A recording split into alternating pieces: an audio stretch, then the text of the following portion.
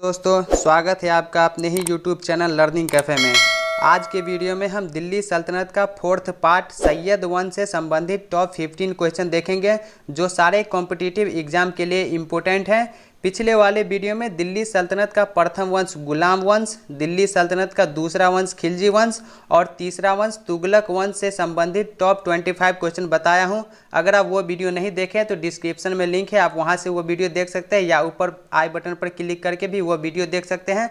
आज के वीडियो में दिल्ली सल्तनत का चौथा वंश सैयद वंश के कुछ इंपॉर्टेंट क्वेश्चन देखेंगे जो सारे कॉम्पिटिटिव एग्जाम में बराबर रिपीट होता है। आप वीडियो को शुरू से लास्ट तक देखिए, ये मोस्ट इंपॉर्टेंट क्वेश्चन है।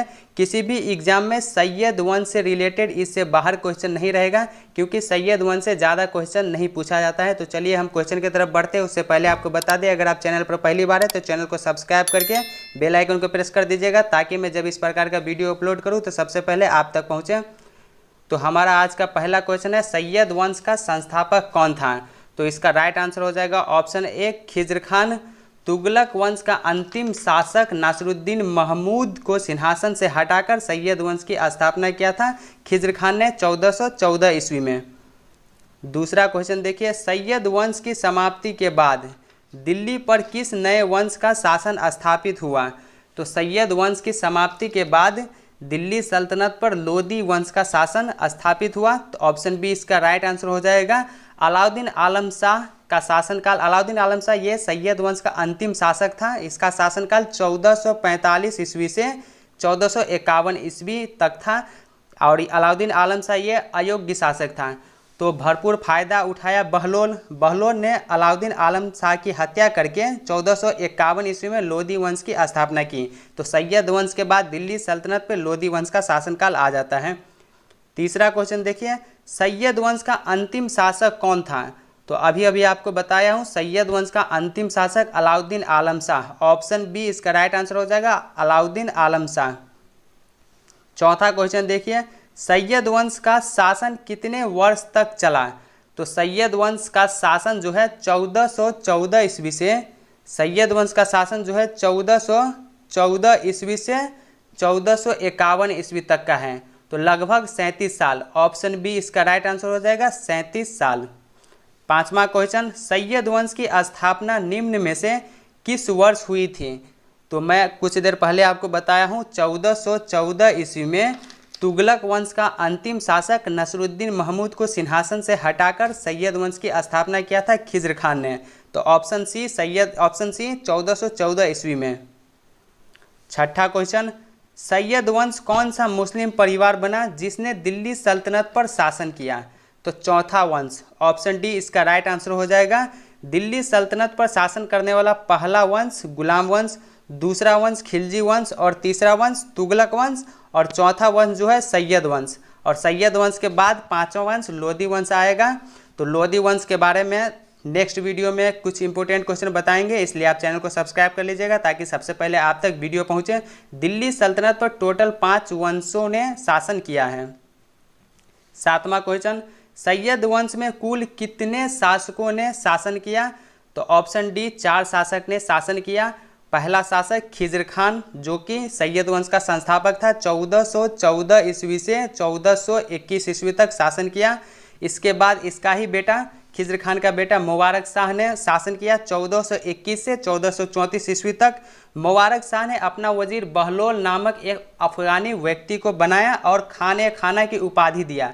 मुबारक शाह ने बहलोल को खान की उपाधि दिया।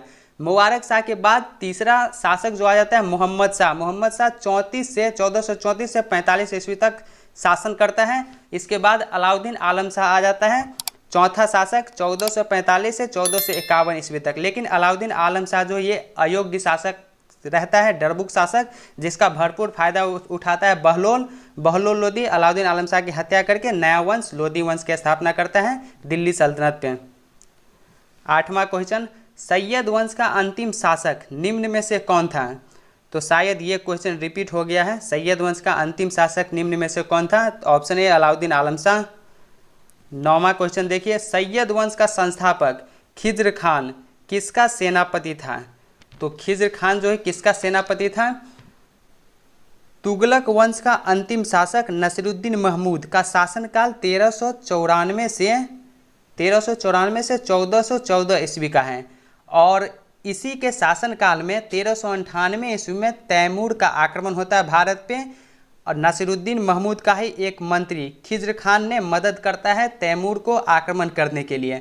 तो तैमूर 1398 ईस्वी में भारत पर आक्रमण करता है और आक्रमण करके लूटपाट करके वो चला जाता है कहाँ, तुर्क आक्रमण था, समरकंद से वो आया था। तो उसको यहाँ पे शासन करना था नहीं क्योंकि वो लूटपाट के मकसद से आया था, तो लूट करके चला जाता है और उत्तर भारत पर अधिकार कर लेता है। तो वो तो वापस चला गया, तो उत्तर भारत का प्रधान बना दिया खिज्र खान को। तो इसका राइट आंसर हो जाएगा सैयद वंश का संस्थापक खिज्र खान किसका सेनापति था? ऑप्शन बी तैमूर लंग का। 10वां क्वेश्चन, खिज्र खान की मृत्यु किस वर्ष हुई? तो खिज्र खान की मृत्यु किस वर्ष हुई? ऑप्शन ए 1421 ईस्वी में। खिज्र खान का शासनकाल 1414 ईस्वी से 1421 ईस्वी तक का है। 1421 ईस्वी में खिज्र खान की मृत्यु के बाद इसका ही पुत्र मुबारक शाह अगला शासक बनता है सैयद वंश का। क्वेश्चन नंबर 11, खिज्र खान की मृत्यु के बाद उसका पुत्र सिंहासन पर बैठा, उसके पुत्र का क्या नाम था? तो अभी मैं आपको बताया हूँ खिज्र खान का पुत्र मुबारक शाह। ऑप्शन डी इसका राइट आंसर हो जाएगा, मुबारक शाह। क्वेश्चन नंबर 12, तुगलक वंश के किस शासक को हटाकर खिज्र खान दिल्ली की गद्दी पर बैठा? तो कुछ देर पहले मैं आपको बताया हूँ 1414 ईस्वी में 1414 ईस्वी में नसीरुद्दीन महमूद को सिंहासन से हटाकर सैयद वंश की स्थापना करता है खिज्र खान। ऑप्शन सी नसीरुद्दीन महमूद इसका राइट आंसर हो जाएगा। क्वेश्चन नंबर 13, याहिया बिन अहमद सरहिंदी किसके दरबार में आश्रय पाते थे? तो मुबारक शाह। ऑप्शन बी मुबारक शाह इसका राइट आंसर हो जाएगा। और याहिया बिन अहमद ने ही तारीख ए मुबारक शाही की रचना की। तारीख ए मुबारक शाही के रचनाकार कौन है? तो याहिया बिन अहमद सरहिंदी, आपको ये भी याद रखना है। क्वेश्चन नंबर 14, मुबारक शाह ने किस नए नगर का निर्माण करवाया? तो ऑप्शन ए मुबारकाबाद इसका राइट आंसर हो जाएगा। क्वेश्चन नंबर 15, बहलोल लोदी को सैयद वंश के किस शासक ने खान ए खाना की उपाधि प्रदान की थी? तो अगर आप वीडियो को गौर से देखें तो मैं आपको स्टार्टिंग में ही बताया हूं कि बहलोल लोदी को अपना वजीर बनाता है और वजीर बनाने के बाद खान ए खाना की उपाधि प्रदान करता है।